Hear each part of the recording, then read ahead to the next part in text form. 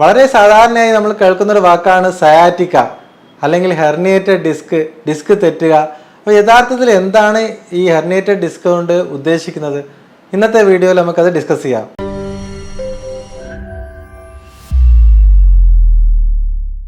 ഞാൻ doctor Nishad, consultant pain physician, cortex spine and pain care, Kozhikode.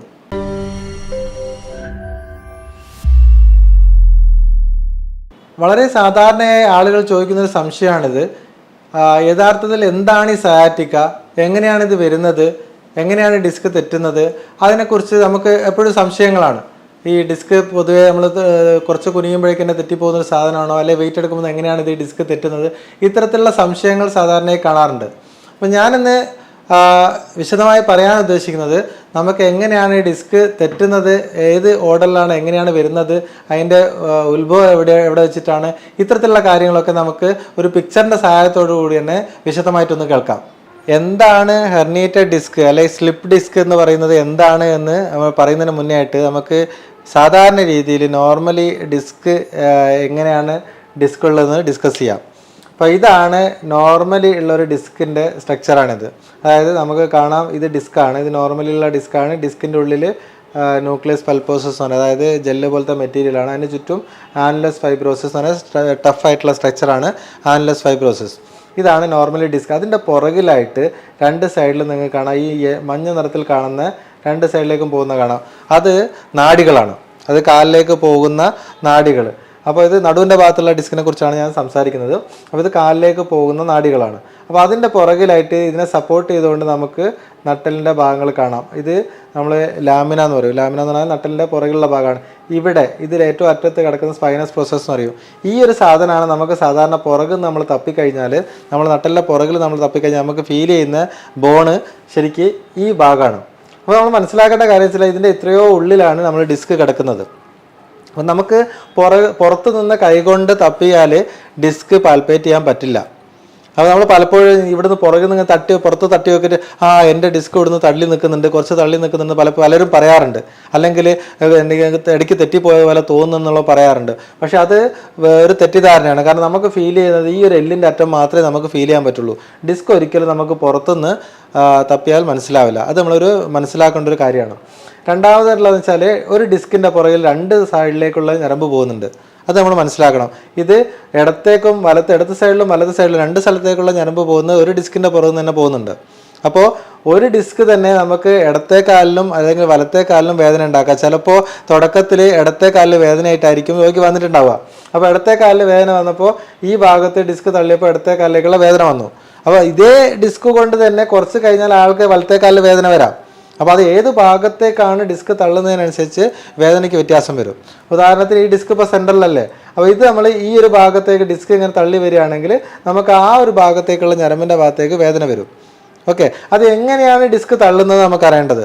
അപ്പോൾ normally ഈ ചിത്രത്തിൽ നിങ്ങൾക്ക് കാണാം, ഇതിൻ്റെ ഉള്ളിലുള്ള ഈ ന്യൂക്ലിയസ് എന്ന് പറഞ്ഞ സാധനം ഉണ്ടല്ലോ, ഇതിൻ്റെ ഉള്ളിലുള്ള ഈ ജെല്ലാണ് സാധാരണ പുറത്തോട്ട് വരിക. ഇത് വരുന്നത് തുടക്കത്തിൽ ഞാൻ മുമ്പ് എൻ്റെ കഴിഞ്ഞ വീഡിയോയിൽ സൂചിപ്പിച്ച പോലെ ഇവിടെ ഡിസ്കോജനിക് പെയിനെ കുറിച്ച് ഡിസ്കസ് ചെയ്തപ്പോൾ ഡിസ്കിൻ്റെ തേയ്മാനത്തെക്കുറിച്ച് ഞാൻ പറഞ്ഞിട്ടുണ്ടായിരുന്നു. അതിൽ ഈ ചെറിയ ടയറിനെ കുറിച്ച് ഞാൻ പറഞ്ഞിട്ടുണ്ടായിരുന്നു. ആനുലസ് ഫൈബ്രോസിസിൽ വരുന്ന ചെറിയ ആനുലാർ ടയറിനെ കുറിച്ച് പറഞ്ഞിട്ടുണ്ട്. ഇത്തരത്തിൽ ടയറുള്ള ഇതുവഴിയാണ് സാധാരണ ഹെർണിയേറ്റഡ് ഡിസ്ക് ഉണ്ടാകുന്നത്. അപ്പോൾ ആ ടയർ വലുതാകുമ്പോൾ അതുവഴിയാണ് ഈ ന്യൂക്ലിയസ് പൾപ്പോസസ് പുറത്ത് ചാടുന്നത്. അപ്പോൾ ഡിസ്ക് ഹെർണിയേഷൻ എന്ന് പറയുന്നത് നമ്മൾ വിചാരിച്ച പോലെ ഡിസ്ക് മൊത്തത്തിൽ അങ്ങ് തെറ്റിപ്പോകുന്നതല്ല. ഈ ഡിസ്ക് മൊത്തത്തിൽ ഇപ്പോൾ പുറകോട്ട് തെറ്റിപ്പോകുന്നതിനല്ല ഡിസ്ക് ഹെർണിയേഷൻ എന്ന് പറയുന്നത്.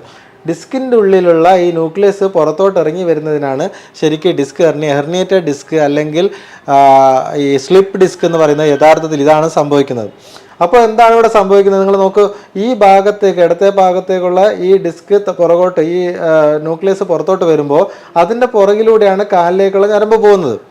അപ്പോൾ ഈ ഡിസ്ക് പുറകിലോട്ട് വരുമ്പോൾ ഈ ഡിസ്കിൻ്റെ ഉള്ളിൽ ഇത് ഇത്രയും നേരം ഇതിൻ്റെ ഉള്ളിൽ കിടന്ന സാധനമാണ്. അതായത് ഡിസ്കിൻ്റെ ഉള്ളിൽ ശരീരത്തിനോട് എക്സ്പോസ് ചെയ്യാതെ കിടക്കുന്ന സാധനമാണ് ഈ ന്യൂക്ലിയസ് എന്ന ഈ ജെല്ല്. അപ്പോൾ ഈ ജെല്ല് പുറത്തേക്ക് വന്നു കഴിഞ്ഞാൽ ശരീരം അതിനോട് പ്രതികരിക്കും. കാരണം ഇത് ഇതുവരെ ശരീരത്തിനോട് എക്സ്പോസ് ചെയ്യാത്ത നമ്മൾ പുറത്തുനിന്നൊരു സാധനം എടുത്തിട്ട് പോലുള്ളൊരു റിയാക്ഷൻ ശരീരത്തിലുണ്ടാവും. അതുകൊണ്ടാണ് ഈ ഡിസ്ക് ഹെർണിയേഷൻ വരുന്ന സമയത്ത് സിവിയർ പെയിൻ വരുന്നത്. അതായത് ആ തുടക്കത്തിൽ നല്ല പോലെ ശക്തമായി അനങ്ങാൻ പറ്റാത്ത രീതിയിലുള്ള വേദന വരുന്നത് ഈ ന്യൂക്ലിയസ് പൾപ്പോസിനോട് ശരീരം പ്രതികരിക്കുന്നതുകൊണ്ടുള്ള ഇൻഫ്ലമേറ്ററി റിയാക്ഷൻ ആണ്. അതിനാണ് നമ്മൾ മലയാളത്തിൽ പലപ്പോഴും നീരിറക്കം എന്ന് പറയുന്നത് അതിനാണ്. ഈ ഡിസ്ക് തള്ളിയ ഉടനെ ശരീരം അതിനോട് പ്രതികരിക്കുക, ഈ ചുവന്ന നിറത്ത് കാണുന്നതൊക്കെ ഇവിടെ നീർക്കെട്ട് വരുന്നതാണ്, ആ ഞരമ്പിന് ചുറ്റും നീർക്കെട്ട് വരുന്നത്. അപ്പോൾ സിവിയർ പെയിൻ, ആ ഒരു നെർവ് ഏത് നെർവാണോ നമുക്ക് ഏത് ഡിസ്കാണോ അല്ലെ ഏത് നെർവാണോ തള്ളിയിട്ടുള്ള ആ ഭാഗത്തേക്ക്, അത് ചിലപ്പോൾ കാലിൻ്റെ സൈഡിലൂടെ പെരുവിരലിലേക്കായിരിക്കും വരുന്നത്, ചിലപ്പോൾ കാലിൻ്റെ പുറകിലൂടെ താഴോട്ടായിരിക്കും വരുന്നത്. അത് ഏത് ഞരമ്പാണ് വരുന്നതിനനുസരിച്ച് നമുക്ക് വരുന്ന വേദന വരുന്ന സ്ഥലത്തെക്കുറിച്ച് മാറ്റം ഉണ്ടാവും. അപ്പോൾ ഇവിടെ നമുക്ക് ഈ ഒരു നെർവിൻ്റെ ഭാഗത്തേക്ക്, ഇടത്തെ ഭാഗത്തേക്കുള്ള ഒരു നെർവിൻ്റെ ഭാഗത്തേക്കാണ് ഇത് വന്നത്. അപ്പോൾ ഇവിടെ ഫുള്ള് നീർക്കെട്ട് വരും. ഈ നെർവിന് ചുറ്റും നീർക്കെട്ട് വരുമ്പോൾ പെയിന് വരും. അപ്പോൾ ഇതിന് കംപ്രഷൻ വരുമ്പോൾ ഈ ഡിസ്ക് തള്ളി അമർന്ന് നിൽക്കുന്ന സമയത്താണ് കാലിലേക്ക് തരിപ്പ് വരുന്നത്. അപ്പോൾ ഒരു 80% ആൾക്കാർക്കും ഈ ഇത് വരുന്ന സമയത്ത് പെയിന് മാത്രമേ ഉണ്ടാവുള്ളൂ. അപ്പോൾ ബേസിക്കലി അതൊരു ഇൻഫ്ലമേറ്ററി റിയാക്ഷൻ, അതായത് നീർക്കെട്ടെന്ന് പറയും നമ്മൾ. അപ്പോൾ ഈ ഡിസ്ക് പുറത്തേക്ക് എക്സ്പോസ് ആയതുകൊണ്ട് ഉണ്ടാകുന്ന ഞരമ്പിനുണ്ടാകുന്ന ഇൻഫ്ലമേഷൻ കാരണമാണ് അവിടെ പെയിൻ ഉണ്ടാകുന്നത്. അല്ലാതെ നമ്മൾ ഡിസ്ക് പുറകിലോട്ട് തള്ളി ഞരമ്പ് അമർന്നുകൊണ്ടുള്ള പ്രഷർ കൊണ്ടുള്ള പെയിൻ അല്ല പലപ്പോഴും സംഭവിക്കുന്നത്. അത് പ്രഷർ കൊണ്ടുള്ള അല്ലെ അമർന്നത് കൊണ്ടുള്ളതാണ് പെയിൻ ആണെങ്കിൽ അതിൻ്റെ കൂട്ടത്തിൽ തരിപ്പുണ്ടാവും, ആ ഭാഗം തരിച്ചിരിക്കും, അല്ലെ ആ ഒരു ഞരമ്പിൻ്റെ ഭാഗത്തേക്ക് തരിപ്പുണ്ടാവും. അതാണ് നമുക്കത് ഡിഫറൻഷ്യേറ്റ് ചെയ്യാൻ പറ്റുക. ഇതേ സംഭവം ഇതിപ്പോൾ ഒരു ലെഫ്റ്റ് സൈഡിലേക്ക് വന്നതിന് പകരം ഇത് വരുന്നത് സെൻട്രലാണെങ്കിൽ നമുക്ക് ചിലപ്പോൾ 2 സൈഡിലേക്കുള്ള ഞരമ്പിലേക്ക് പെയിൻ വരാം, നടുവിൻ്റെ ഭാഗത്തും അതുപോലെ 2 കാലിലേക്കും പെയിൻ വരാം. അല്ലെങ്കിൽ ഈ മൊത്തത്തിൽ ഈ ഡിസ്ക് മൊത്തത്തിൽ 2 സൈഡിലും കവർ ചെയ്യുന്ന രീതിയിൽ ഇപ്പോൾ മൊത്തത്തിൽ ഇത്രയും ഭാഗത്ത് പ്രശ്നം വരികയാണെങ്കിൽ അത് 2 കാലിലേക്കും പെയിൻ വരാം. അപ്പോൾ ആദ്യം നമുക്കൊരു ഇടത്ത് സൈഡിലേക്കാണ് വേദന വന്നെങ്കിൽ കുറച്ച് കഴിഞ്ഞാൽ ഇതേ ആളുകൾക്ക് ഈ ഡിസ്ക് വലത് സൈഡിലേക്ക് തള്ളാം.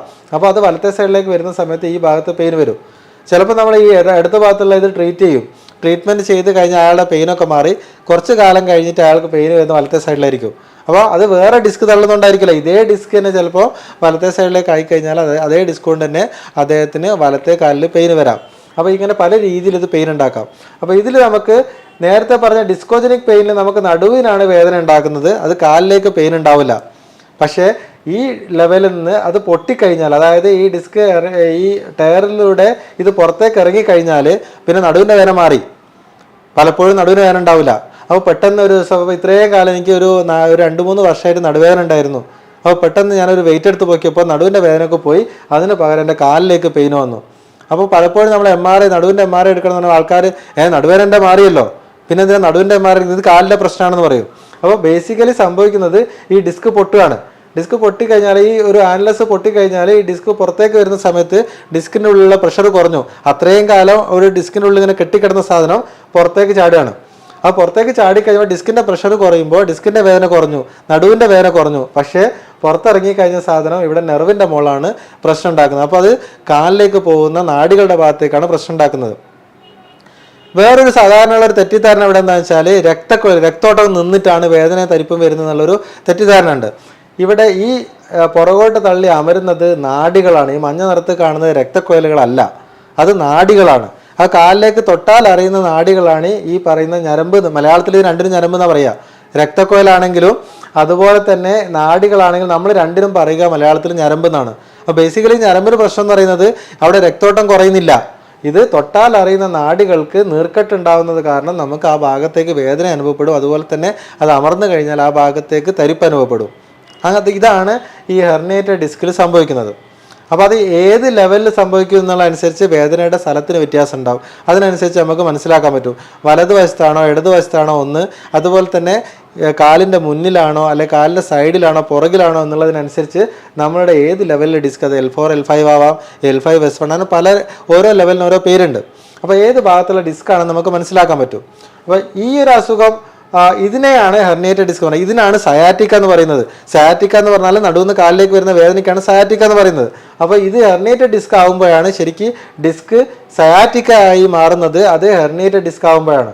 അത് തേയ്മാനമുള്ള സമയത്ത് അത് ഡിസ്കോജനിക് പെയിൻ എന്ന് പറയുന്നുണ്ടെങ്കിൽ അത് പുറകോട്ട് തള്ളിക്കഴിഞ്ഞ് ഞരമ്പിന് പ്രശ്നങ്ങൾ വരുന്ന സമയത്ത് അതിന് സയാറ്റിക്ക എന്ന് പറയും.